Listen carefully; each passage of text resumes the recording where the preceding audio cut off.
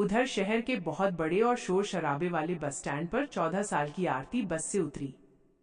उसके एक हाथ में पुरानी और फटी हुई किताबों का थैला था, जिसे उसने अपने सीने से पूरी ताकत से चिपकाया हुआ था, जैसे वो कोई किताब नहीं बल्कि उसके भाई अमन का साया हो।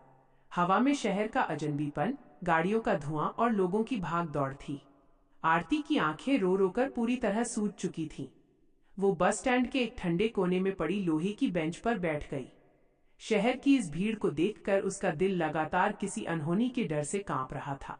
वो मन ही मन सोच रही थी कि भैया ने मुझे यहाँ भेज तो दिया, लेकिन मैं इस अजनबी शहर में अकेले कैसे रहूंगी? भैया गांव में अकेले चचा और ताया का सामना कैसे करेंगे? सोचते सोचते आरती की आंखों से आंसू बहने लगे। तभी भीड़ को चीरते हुए एक बुजुर्ग इंसान दौड़ते हुए आरती के पास पहुंचे। ये रामदीन जी थे।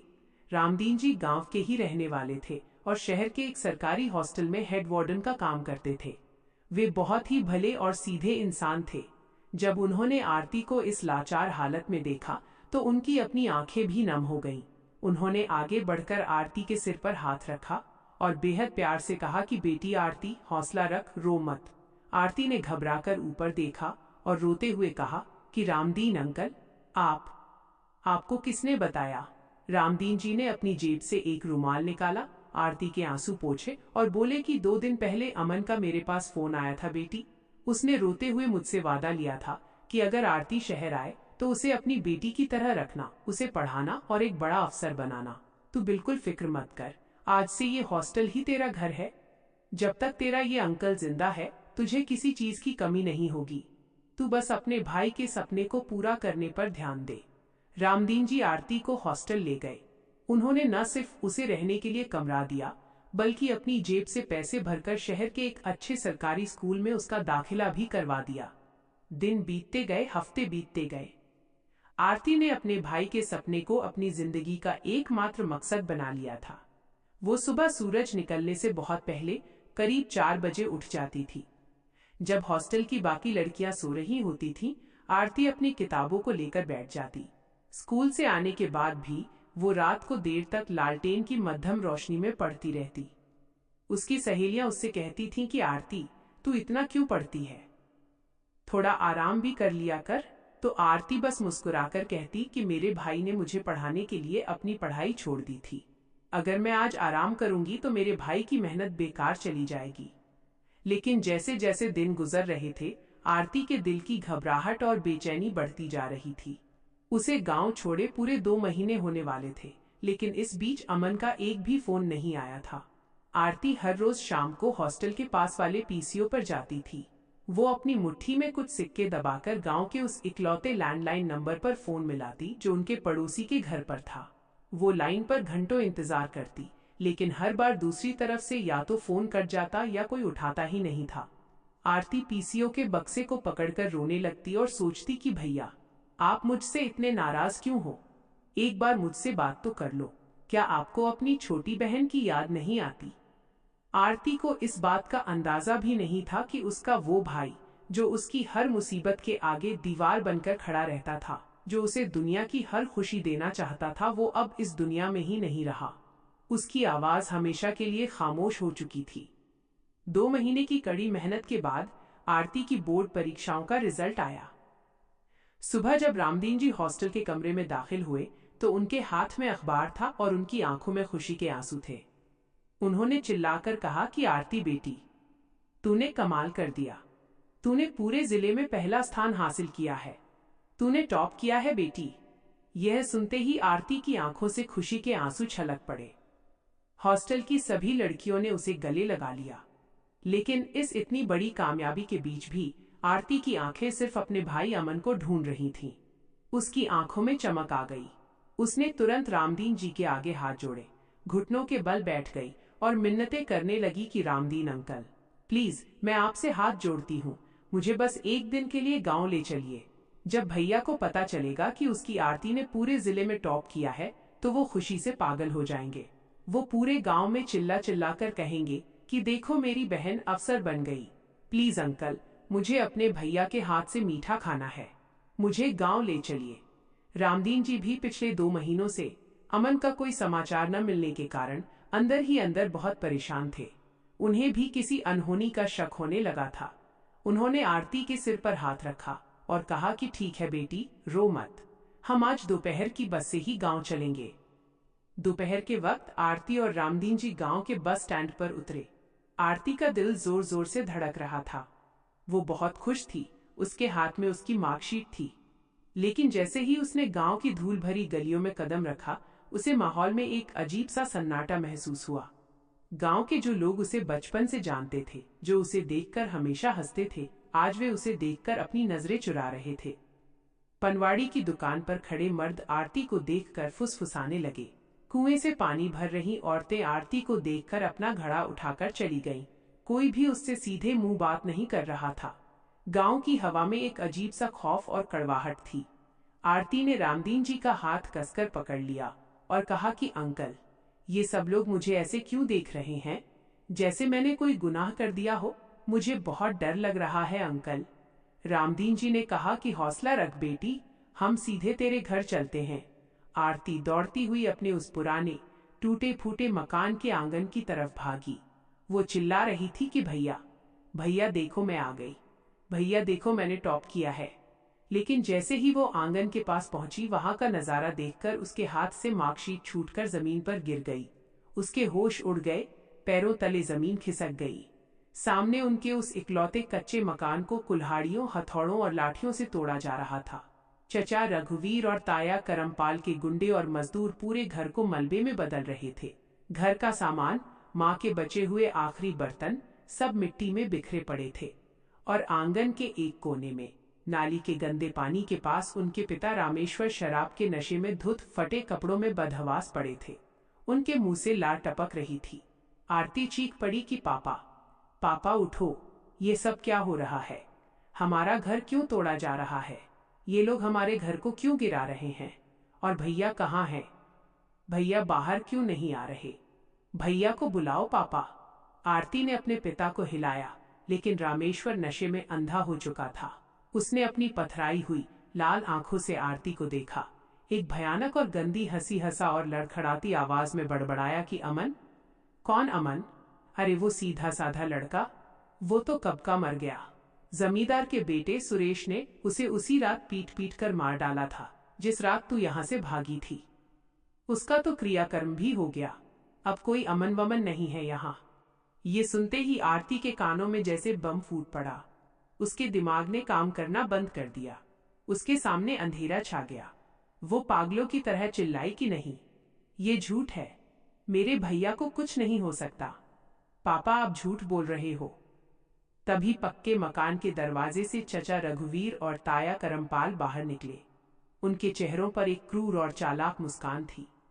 आरती दौड़कर चचा रघुवीर के पास गई, उनका हाथ पकड़ा और फूट फूट कर रोते हुए पूछा कि चचा जी, प्लीज मुझे सच बताओ, पापा नशे में क्या बकवास कर रहे हैं? मुझे बताओ, मेरा भाई कहाँ है? वो किसी काम से बाहर गया है ना? वो कब वापस आएगा चचा जी? चचा रघुवीर ने बड़ी ही बेरहमी और नफरत से आरती का हाथ झटका, जिससे 14 साल की वो मासूम लड़की पत्थरों से भरे आंगन में गिर गई। उसके घुटने से खून बहने लगा। चचा रघुवीर ने गुस्से में चिल्लाकर कहा कि तेरा बाप कोई झूठ नहीं बोल रहा है। तू तो अपनी जान बचाकर अपनी किताबें लेकर शहर भाग गई, लेकिन पीछे से तेरे उस अड़ियल भाई ने पूरे गांव के मालिक जमींदार के बेटे सुरेश बाबू से जुबान लड़ाई थी। सुरेश बाबू ने उसे लोहे की रॉड से ऐसा सबक सिखाया कि वो वहीं ढेर हो गया। उसकी लाश 3 दिन तक खेत में पड़ी रही थी। ताया करमपाल ने अपनी लाठी जमीन पर पटकी और आगे बढ़कर बोले कि और रही बात इस घर और जमीन की, तो रोना बंद कर। तेरे बाप ने अपनी बची हुई 2 बीघा जमीन और ये टूटा हुआ मकान पहले ही शराब के चंद रुपयों के लिए हमारे नाम लिख दिया था। अब इस पूरे गांव में तुम्हारा 1 इंच भी हिस्सा नहीं है। चलो भागो यहाँ से। अगर दोबारा इस गांव की तरफ रुख किया तो जो हाल तेरे भाई अमन का हुआ था, वही हाल तेरा भी करवा देंगे। निकलो यहाँ से। आरती जमीन पर पड़ी मिट्टी में तड़प रही थी। उसे अपनी आंखों पर, अपने कानों पर यकीन नहीं हो रहा था। जिस भाई ने 2 महीने पहले उसे गले लगाया था, उसकी पीठ थपथपाई थी और मुस्कुराते हुए बस की खिड़की से अलविदा कहा था, वो भाई अब इस दुनिया में नहीं था। वो इस जालिम दुनिया में बिल्कुल अकेली हो चुकी थी। रामदीन जी ने दौड़कर आरती को उठाया। आरती के अंदर अपने भाई की मौत के सदमे से ज्यादा अब इंसाफ की एक तड़प जाग उठी थी। उसकी आंखों में रोते रोते खून उतर आया था। उसने अपने घुटने का खून पोंछा और रामदीन जी से कहा कि अंकल, मुझे थाने ले चलिए, मैं उस सुरेश को नहीं छोड़ूंगी। आरती भागती हुई गांव के पुलिस थाने पहुंची। वहां थानेदार अपनी कुर्सी पर बैठकर चाय पी रहा था। आरती थाने के फर्श पर घुटनों के बल बैठ गई, अपने दोनों हाथ जोड़े और चीख चीख कर रोने लगी कि साहब, न्याय कीजिए साहब। जमींदार के बेटे सुरेश ने मेरे बेकसूर भाई अमन को बेरहमी से जान से मार दिया। मेरे चचा रघुवीर और ताया करमपाल सब जानते हैं, वे सब वहां मौजूद थे। प्लीज उस कातिल सुरेश को गिरफ्तार कीजिए साहब, मुझे मेरे भाई के लिए इंसाफ चाहिए। थानेदार ने चाय का कप मेज पर पटका। उसने अपनी कुर्सी पर बैठे बैठे आरती को ऊपर से नीचे तक घूरा, अपनी मूंछों पर ताव दिया और मेज पर जोर से हाथ मारकर डांटते हुए बोला कि ओए लड़की, अपनी जुबान को लगाम दे। थाने में खड़ी होकर चिल्लाती है, सुरेश बाबू पर झूठा इल्जाम लगाती है। पूरे गांव को पता है और हमारी पुलिस डायरी में भी लिखा है कि तेरे भाई अमन की मौत रात के अंधेरे में एक सड़क हादसे में हुई थी। हमारे पास डॉक्टर की पोस्टमार्टम रिपोर्ट है। वो केस कब का बंद हो चुका है। आरती ने रोते हुए कहा कि नहीं साहब, वो एक्सीडेंट नहीं था। सुरेश ने लोहे की रॉड से मारा है मेरे भैया को। मेरे पापा ने खुद देखा है। थानेदार अपनी कुर्सी से उठा, उसने अपनी लाठी उठाई और आरती के पास आकर उसे डराते हुए बोला कि देख लड़की, तू अभी बच्ची है इसलिए छोड़ रहा हूँ। अगर ज्यादा चूचपड़ की पुलिस की तफ्तीश पर उंगली उठाई और सुरेश बाबू जैसे बड़े खानदान के लोगों का नाम बदनाम करने की कोशिश की तो भाई के पास तो नहीं, लेकिन तुझे इसी थाने की काल कोठरी में ऐसा सड़वाऊंगा कि तेरी सारी डॉक्टरी और पढ़ाई यही निकल जाएगी। रामदीन, ले जा इस लड़की को यहाँ से, वरना आज मैं इस पर सरकारी काम में बाधा डालने का केस दर्ज कर दूंगा। निकल यहाँ से। आरती समझ गई कि ये बिकी हुई पुलिस, ये खाकी वर्दी और ये पूरा सिस्टम उस ताकतवर और अमीर सुरेश के आगे घुटने टेक चुका है। पैसों के दम पर सच को दफना दिया गया था। उसके सगे रिश्तेदारों ने गद्दारी की थी।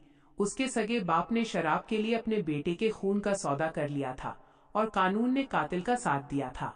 रामदीन जी भारी मन से आरती को थाने से बाहर लाए। आरती बिना कुछ बोले शांत कदमों से गांव के उस श्मशान घाट की तरफ बढ़ी जहां गांव के गरीबों का अंतिम संस्कार किया जाता था। वहां सिर्फ सूखी हुई राख, जले हुए कोयले और मिट्टी बची थी। आरती उस राख के ढेर के पास घुटनों के बल बैठ गई। उसके रोने की आवाज अब बंद हो चुकी थी। उसकी आंखों के आंसू पूरी तरह सूख चुके थे। उन आंसुओं की जगह अब प्रतिशोध और बदले की एक ऐसी भयानक आग ने ले ली थी जो पूरे सिस्टम को भस्म कर सकती थी। आरती ने तड़पते हुए उस श्मशान की पवित्र मिट्टी और अपने भाई की राख को अपने दोनों हाथों की मुट्ठी में कसकर उठाया। उसने उस मिट्टी को अपने माथे से लगाया, अपनी आंखें बंद की और आसमान की तरफ चेहरा करके एक ऐसी कसम खाई जिसे सुनकर श्मशान का सन्नाटा भी कांप उठा कि भैया, आपने अपनी जान देकर मुझे इस जालिम गांव और इन भेड़ियों से दूर भगाया था ताकि मैं पढ़ सकूं। आपने अपनी आखिरी सांस लेते हुए भी मुझसे कहा था कि आरती, तू खूब पढ़ना और अफसर बनना। मैं आज आपकी इस पवित्र राख और मिट्टी की कसम खाती हूँ। आरती अब अपनी जिंदगी में कभी नहीं रोएगी। मैं दिन रात एक कर दूंगी। मैं अपनी भूख प्यास सब भूल जाऊंगी। मैं इस देश की सबसे बड़ी अफसर, एक IAS अफसर बनूंगी। आरती की आवाज में अब गुस्सा और फौलाद था। उसने आगे कहा कि मैं इस बिकी हुई खाकी वर्दी को, इन गद्दार रिश्तेदारों को और उस घमंडी कातिल सुरेश को उसकी असली औकात दिखाऊंगी। कानून की जिस कुर्सी पर बैठकर आज इन लोगों ने मेरे भाई की फाइल को बंद किया है, एक दिन मैं उससे भी बड़ी कुर्सी पर बैठकर इस फाइल को दोबारा खोलूंगी। जब तक मैं IAS अफसर बनकर अपने भाई की मौत के एक एक कतरे का, एक एक पल का इंसाफ नहीं ले लेती, मैं चैन की सांस नहीं लूंगी भैया। यह है आपकी बहन का आपसे वादा है।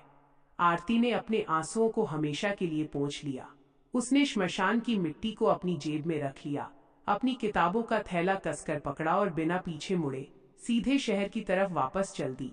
अब वो कोई लाचार, डरी हुई या बेबस लड़की नहीं थी, बल्कि अपने भाई के खून का बदला लेने के लिए सिस्टम से टकराने निकल पड़ी एक शेरनी थी, जिसके निशाने पर अब उसका पूरा गांव और कातिल सुरेश था। क्या आरती शहर के उस अजनबी और कठिन माहौल में बिना किसी पैसे और सहारे के IAS की इतनी बड़ी परीक्षा पास कर पाएगी? क्या जमींदार का बेटा सुरेश शहर में भी आरती को ढूंढकर उसे नुकसान पहुंचाने की कोशिश करेगा? और जब आरती की जिंदगी में एक नए विलेन की एंट्री होगी तो आरती उसका सामना कैसे करेगी, ये सब हम जानेंगे किस्मत का खेल के अगले रोमांचक और धमाकेदार भाग में। दोस्तों, आरती के इस अटूट हौसले और न्याय की इस महालड़ाई के लिए कमेंट बॉक्स में जस्टिस फॉर अमन जरूर लिखें। इस वीडियो को दिल से एक लाइक करें, अपने दोस्तों के साथ शेयर करें और भाग 3 की कहानी सबसे पहले देखने के लिए हमारे चैनल वाणी स्टोरीज को अभी सब्सक्राइब करना बिल्कुल न भूलें। मिलते हैं अगले भाग में, तब तक के लिए धन्यवाद। जय हिंद।